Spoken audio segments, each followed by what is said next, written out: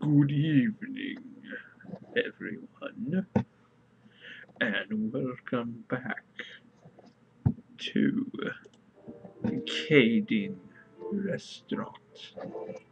Now, you may be wondering, why is the screen like this? Well, I got a whole bunch of you people, well, one of my friends, oh, no, actually a couple of people, excuse me, saw a preview for this saw a preview for one of them, preview for the videos before it was uploaded, wanted to see like a bigger screen. So we'll be going like this for a while. There's nothing wrong with it. I like it. I still don't understand it. So let's get started. Take me to my seat, garçon. First, oh, I can't do anything. It's good to be. It's good to be back, garçon. So have you actually finished fixing that one cuisine I wanted? White wine with sheep liver entrails. Oh, yes. Well, at least it's good that you finally were able to get some new, fresh stories for us. Oh, you think that we can't handle these new stories? Well, let's do this.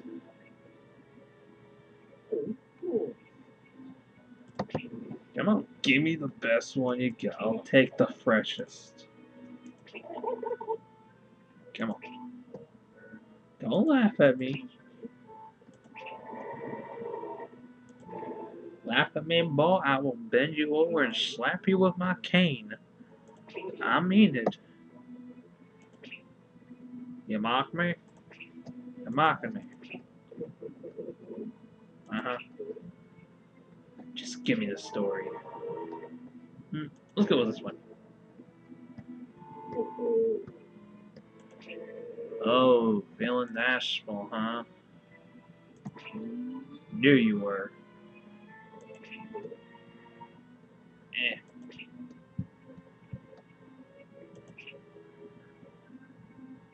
Huh. Just take a minute, say, garçon. Thank you, sir.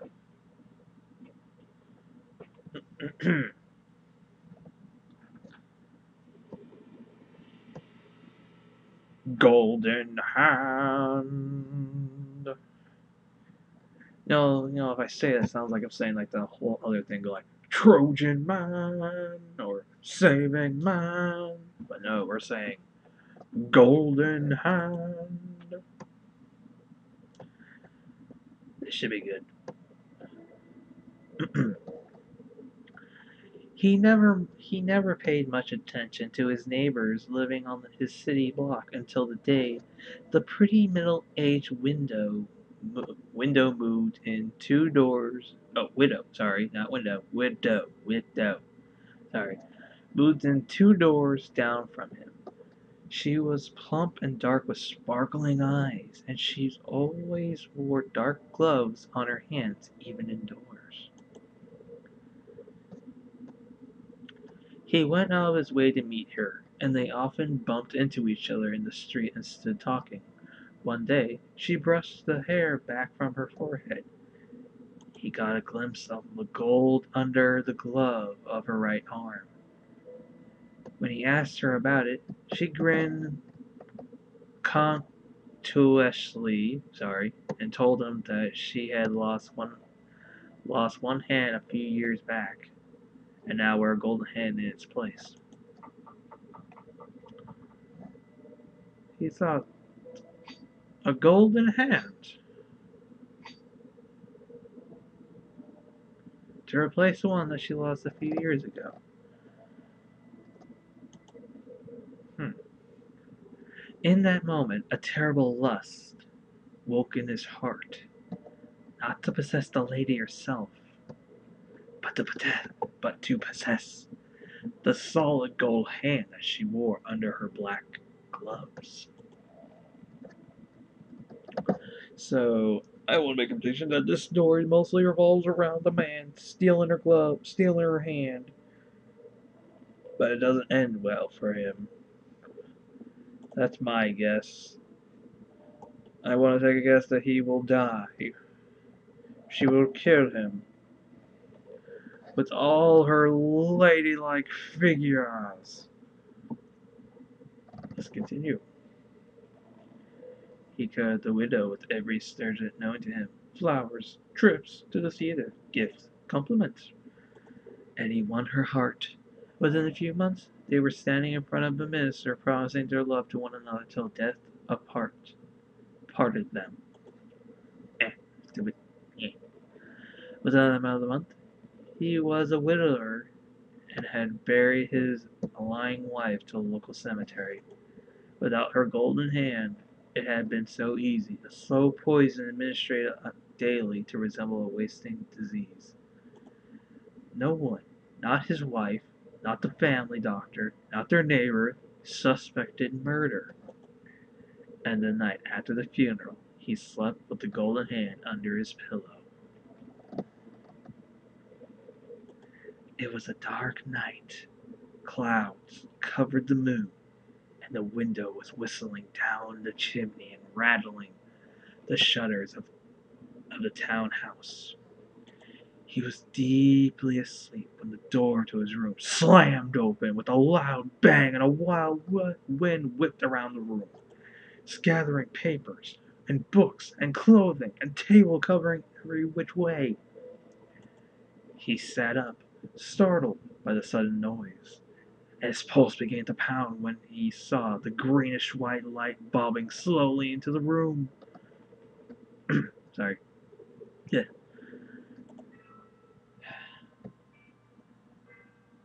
That's such a good thing. Like, dun, dun, dun, dun. Nee, nee, nee, nee, nee, nee, nee. Before his eyes, the light slowly grew larger, take on the shape of his dead wife. She was missing one arm. Where is my golden hand? She moaned, her dark eyes blazing with red fire. Give me my golden hand! Oh.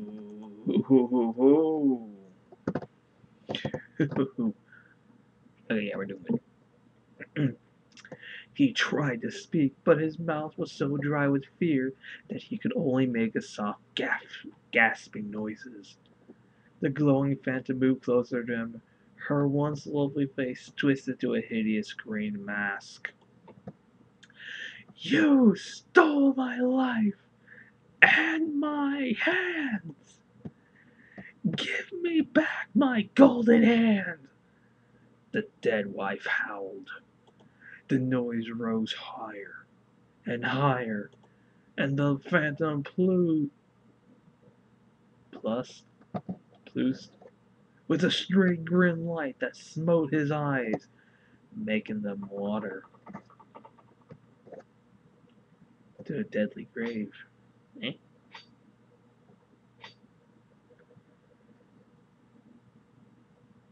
Cowering in fear, almost peeing his pants. Womanly straight. Okay.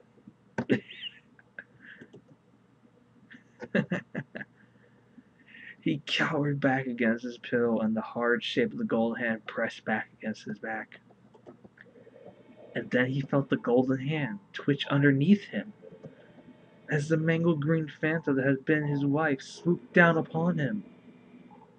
Pressing his face against the pillow to suffocating green cloud, he tried to scream, but it was cut off suddenly by the terrible pressure against his throat, cutting off his breath. The world went black. The next morning, when the housemaid came in to clean the room, with her master morning cup of tea, she found him lying dead on the floor, with the golden hand clutched around his throat.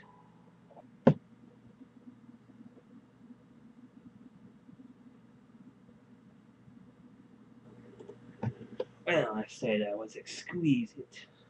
The Golden Hand mystery was actually pretty good and heartwarming. Tells you that many people have many secrets within them. Sometimes some people will love you for some stupid reasons. Like, for instance, you will love someone, but all you want from them is, say, a golden hand that they had to replace with their original. But sometimes karma will come back and bite you in the ass. And we can say that sometimes that hand that you got can come back and actually choke you to death. But I learned that I love ghost stories, and these ghost stories are pretty good. But you know the drill. One ghost story goes down. If one story goes down, we must blow out the candle. For each candle we blow out, the next story shall be revealed. Golden hand. Ow! Freaking hit my head. Try the salute. Freaking hit toward. I. Ah! I salute you. Come on. Stupid salute. Too loud. Not bad.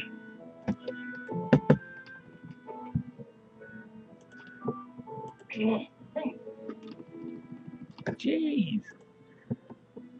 Yes, Garcon, it actually was actually pretty good, heartwarming story. It actually did open my eyes to most reality. I just gotta use my button. Of course, I would love to have you come with me, but I know you would scare the living hell out of me. Oh, don't flatter yourself. You're not good at that.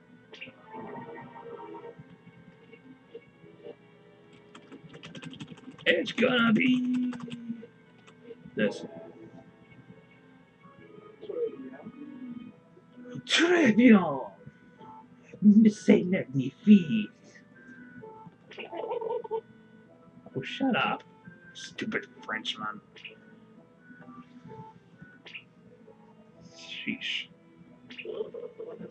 Go. Très bien! C'est magnifique! Comment c'est comme ça? Estomac, man, baka.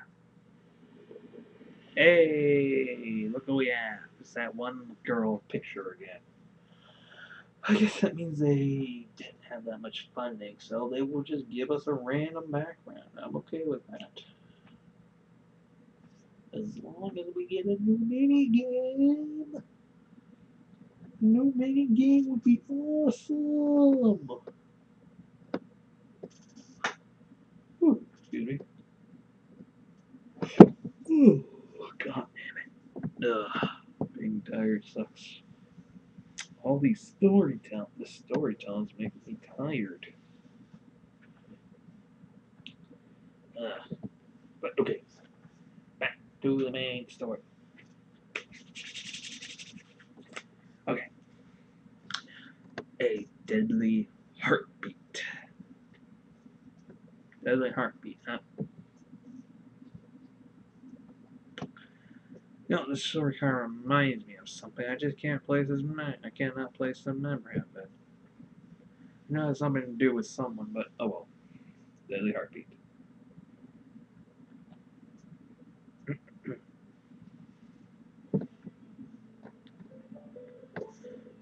Something was going on. Jason fell in his own bones. Fell in his own bones.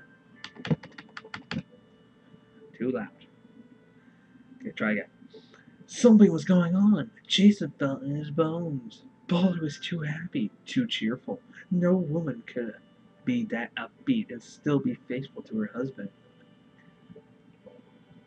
Well, couldn't a woman be like that if something happened? Go like, oh, he went to Jared.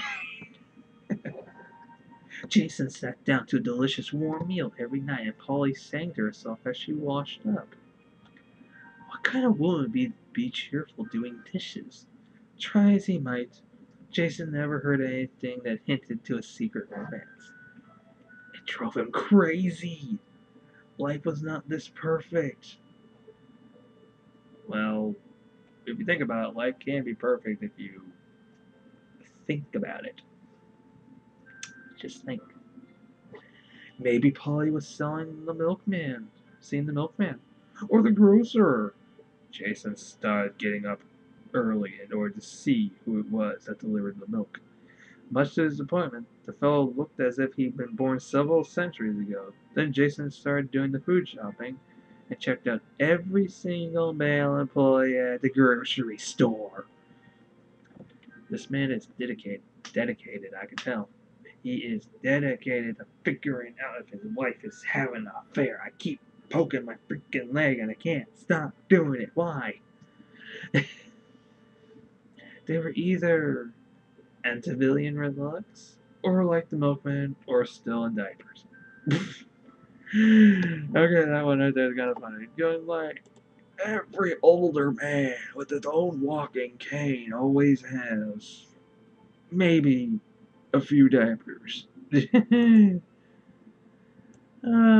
funny. Later that month, Jason was over at his father-in-law's house, working in the garage when he overheard his father-in-law call to Hank, Polly's high school boyfriend. Now he knew. He knew why Polly was so happy all the time. Her parents must have told her that Hank was coming home, and she was planning on running off with him. Enraged with jealousy, Jason was waiting in the kitchen when Polly got back from church. He was beyond reason. He snatched up a newly sharpened steak knife, howling, "You've cut out my heart! Now I'll cut out yours!" A little overdramatic, though. I think I'll keep my sayings to the end. Jason leapt around the table and ripped Polly's still beating heart out of her chest. Ugh!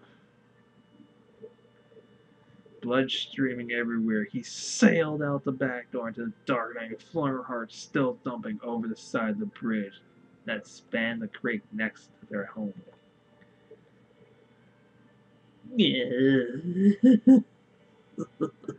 Oh, oh God, man, that is just gruesome. I love it. Jason cleaned up the blood-stained house with extreme care and buried Polly's body deep in the woods outside of town. Then he wrote several letters, carefully mimicking Polly's handwriting, and mailed them himself to her parents. Within a few days, everyone in town believed that Polly had been secretly seeing a man from the next town. They had run away together. Late one evening, he went out to the bridge and gloated in triumph over his unfaithful wife.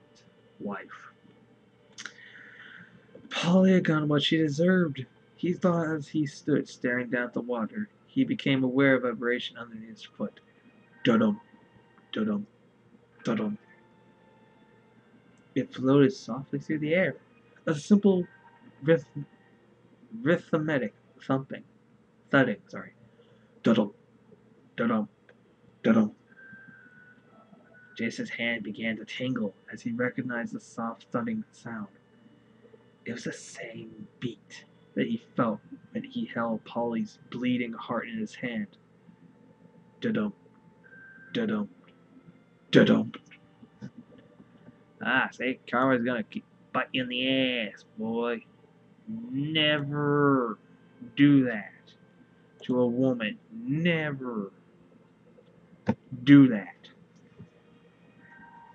The heartbeat rang in his ears, thundering so loud that he was afraid it would awake the neighbors. Da-dum, da-dum, da-dum. Jason clapped his hand over his ear and ran back through the house, but he could not escape the terrible sound. Da-dum, da-dum, da-dum. Even the floorboards seemed to vibrate to the slow, steady rhythm. Da-dum, da-dum, da-dum. It sounded like a heartbeat. Polly's heartbeat. Da-da-dum, da-da-dum, da-da-da-da-da-da-da-da-da-da-da-da-dum. Jason screamed in terror and flung himself out the house, running towards the bridge as the heartbeat grew louder and louder in his ears. Jason leaned over into the railing. "Curse you, Polly!" he shouted. Da-dum, da-dum, da-dum. With a wild shriek, Jason flung himself headfirst off the bridge like a diver and was smashed to death on the rock below. Underfoot on the bridge, the pavement still vibrates to the beat of a dead heart. From now and always. Da-dum, da-dum, da-dum.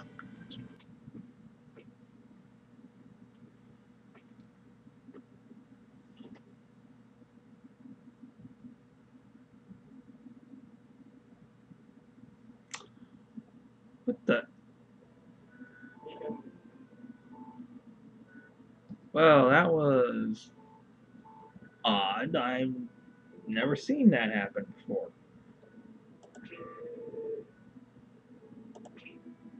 I've never seen the candle not light up. Goes on. Is there a reason? Like, is something the matter? Like, why was I not able to, like, get the candle? Because I've never seen that happen before. I'm not sure if it's a glitch or maybe something happened or maybe that's what's supposed to happen. Because it doesn't really make sense.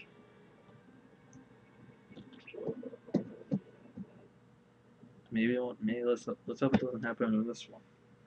Because I mean, I want to blow the candles out. The candles need to be blown. Or done.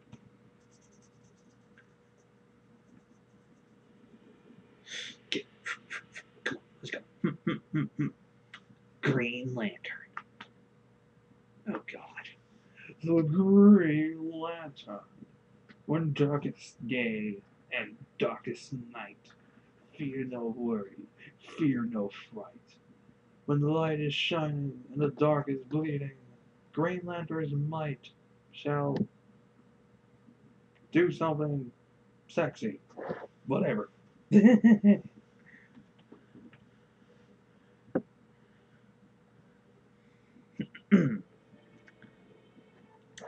There once was a lighthouse keeper who had lived on St. Martin Island with his children, whom he loved dearly.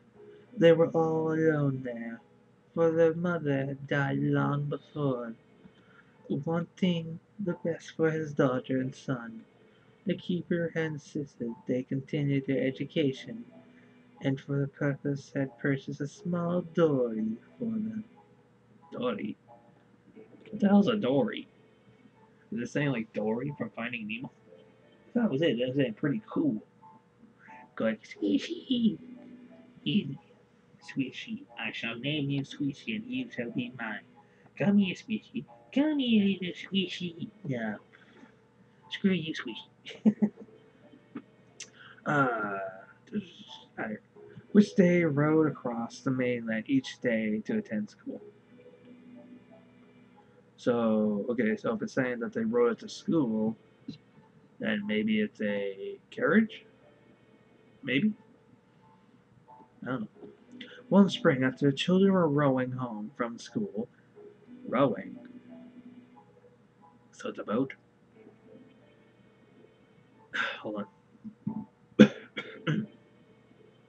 Sorry. Across the mainland each day, my children was rowing home from school when they were caught in a sudden squall. The rowboat overturned. The children were thrown into the depths of the lake, never to be seen again.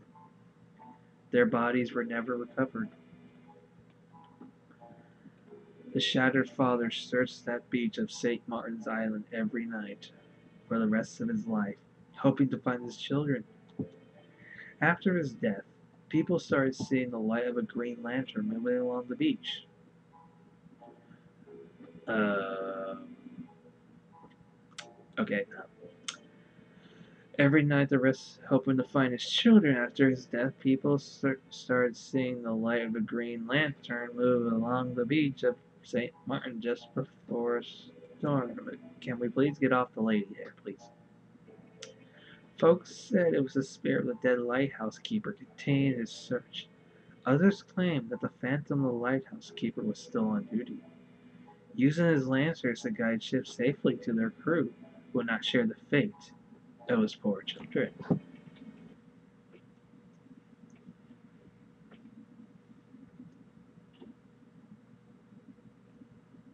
Well, that was marvelous, I say. That was jolly good. Jolly good, I say. Jolly good. Say fantastic. Marvelous. But that one thing still kind of freaks me out, though. Is actually why was the candle not lit up? Like, let's see. 1, 2, 3, 4, 5, 6, 7, 8, 9, 10, 11, 12, 13, 14. 15, 16, 17, 18, 19, 20, 21, 22. Oh well. Maybe we'll come back to that one and figure out what's wrong. So, story, Green Lantern. That actually was kind of a heartwarming story to see that that man really did love his family. He wanted to find his kids again. That actually was very, very sad and heartwarming. A father who loved his children that much. I give this story an A plus. I recommend it. Plus a side order of hot wings was delicious. Thank you, garçon. So, guess what time it is? It's time to blow out the candle. Hey,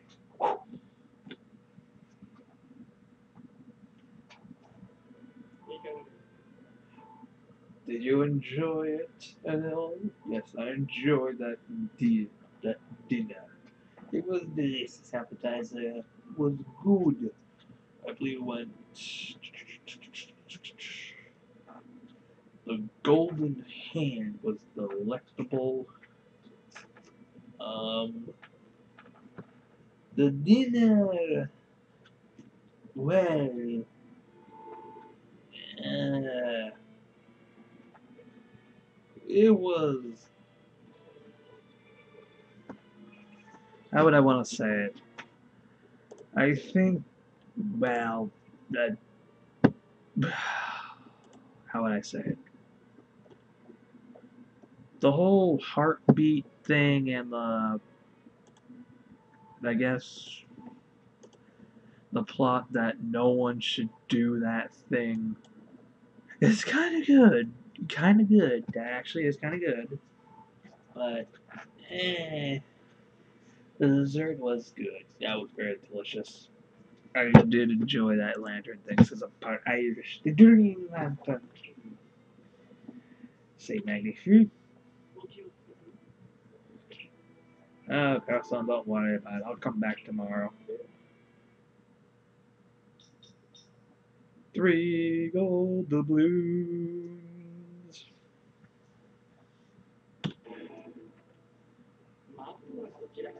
Now that we now have 13.